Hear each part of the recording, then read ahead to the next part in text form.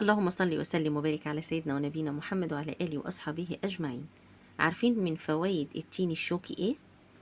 لصحة القلب، وبينشط كمان الكبد الخامل، مفيد لحركة الهضم في المعدة، بيذهب الدهون المتراكمة، مفيد لتقوية المناعة والعظام والأسنان.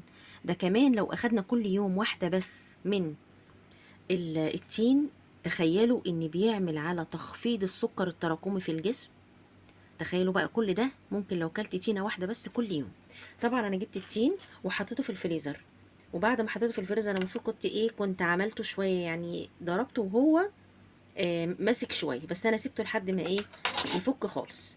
هنعمل بقى دلوقتي منه مشروب حلو جدا ومفيد، وكمان يطري على قلبنا في الجو اللي احنا فيه ده. جبنا التين بتاعنا بالشكل ده، وهننزل بيه كده بالميه اللي نزلت منه كل حاجه في الخلاط بالشكل ده. وهننزل كمان بشويه من اللبن.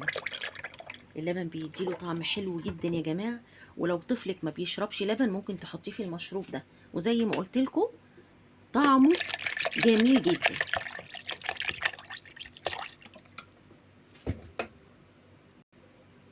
طبعا عايزه تحليه التين طبعا حلو من غير حاجه، بس احنا برضو هنزود سنة كده من السكر. حابة تاخدي قيمة غذائية كاملة، حطي معلقتين من العسل الأبيض. طبعا كل واحد حسب الطعم اللي هو عايزه. عندي هنا كمان معلقتين كده أو 3 من الكريم شانتيه، بيدوا طعم وقوام حلو قوي قوي قوي للاتين. وهنضرب الحاجات الحلوة دي كلها مع بعض.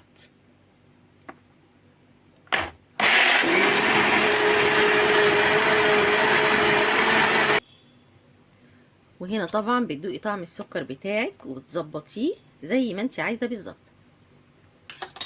بعد كده بتصفيه بالشكل ده عشان ينزل منه كل البذور اللي بتبقى موجودة فيه.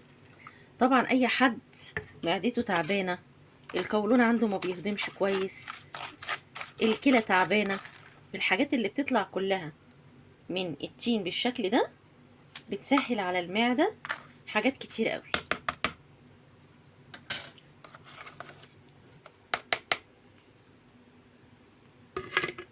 يلا عشان نسوي.